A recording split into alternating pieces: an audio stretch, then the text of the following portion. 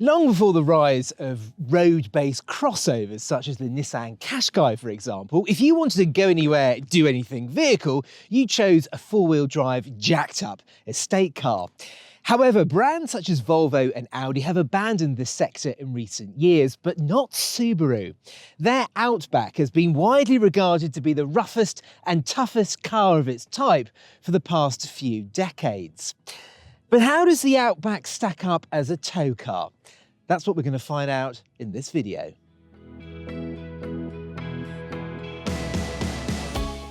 The Outback has been a mainstay of Subaru's range for around 30 years. Its appeal is wide-reaching, and it piques the interest of caravan owners, farmers, and even the country set. At 213mm, its ground clearance is more than most family-sized SUVs. It has a chunky pair of roof rails, and the Outback's body has plenty of hard-wearing black plastic attached to it.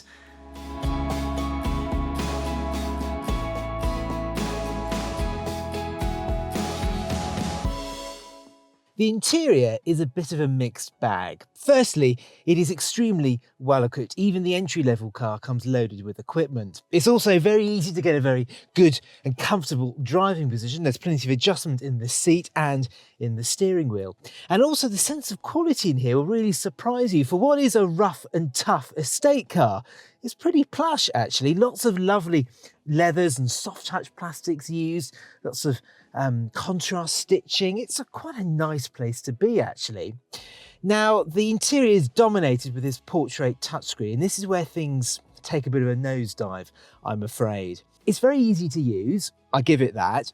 And I particularly like the fact there are proper controls for the heating and for the volume, proper knobs and buttons. And I think that's really great when you're actually on the move. The problem here though is the graphics. It just looks very, very basic. The graphics aren't that sharp and it just looks very dated. But having said all that, it is very easy to use, very easy to navigate, and you won't have any problems in the long run.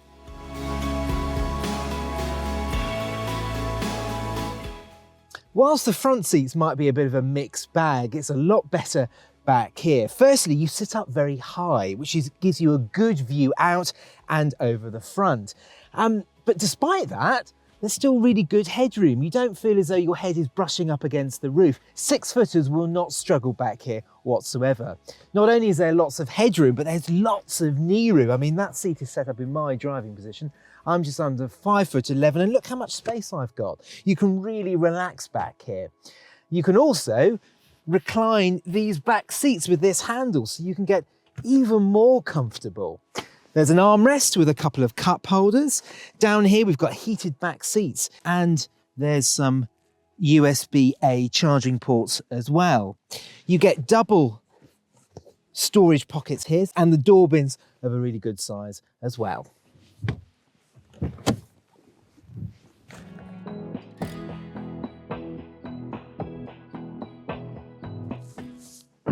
Round to the boot, and again you get a lot of space for your money because the boot is absolutely enormous. It's very wide, there's no load lip whatsoever, and when you fold down those rear seats, which is really easy with these handles on the side of the boot, you get a completely flat loading area. But the thing I like the most are the little touches.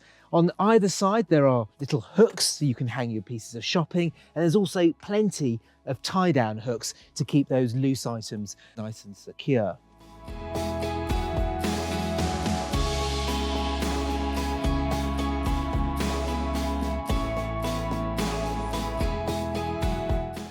The Outback drives very much how you'd expect it to. It feels very big and very solid. The high-speed ride is very good, in fact. Well, that's what happens when you jack up the suspension and put tyres with deep sidewalls on. The low-speed ride could be a little bit better. It's a little bit too fidgety, but overall, this is a very refined car to drive, particularly on long journeys.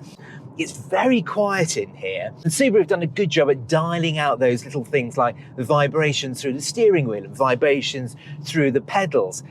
You might think in this day and age of electrically assisted engines, Subaru might have put a hybrid or a plug-in hybrid under the bonnet of the Outback.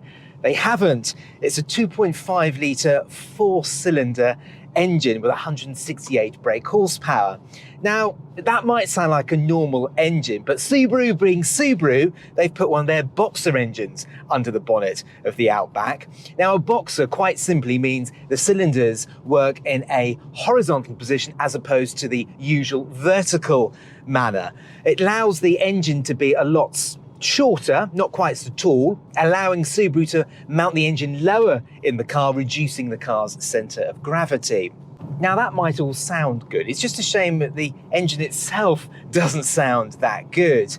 For sort of low speed running, it's absolutely fine, but as soon as you ask for all of this car's power, it sounds quite strained and quite coarse.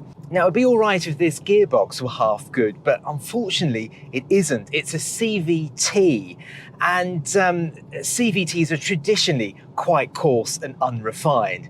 Subaru have tried here. They've added some fake gear changes to this CVT gearbox. It's quite an odd sensation. So when you're accelerating, you will find that as you accelerate, the power backs off occasionally, and you feel as though the gearbox is actually making a gear change, but it's all fake. It's not actually doing it. It is a pretty clever thing to do, and it's well executed. It's just that the whole package still is just a bit too unrefined for my liking. Now, don't go buying an Outback expecting a thrilling driving experience, because you're not going to get one. The steering is quite light and vague, but let's face it, you don't buy this kind of car for a thrilling driving experience, do you? You buy it because it's going to give you all-round, all-year, all-weather grip and traction. And on that point, the Outback is absolutely superb. The Outback gets Subaru's intelligent four-wheel drive system. Now, it's Poland all-wheel drive, with the power being split 60-40, but the system is constantly evaluating what's happening to the wheel. So if it detects a bit of slip, it can send more power to that axle. It's constantly working out how to give you the best grip and traction. It won't come as a surprise to learn that once the Outback is hooked up, the tardy performance when driving solo is exacerbated. On our test route, the Outback felt a little strained at times. That said, while the Outback takes its time and the engine and gearbox combo feel a little overwhelmed on occasions, it does get there in a safe and assured manner. The constant four-wheel drive gives a great balance and a sense of confidence, and the car kept the van in check at all times with barely any movement.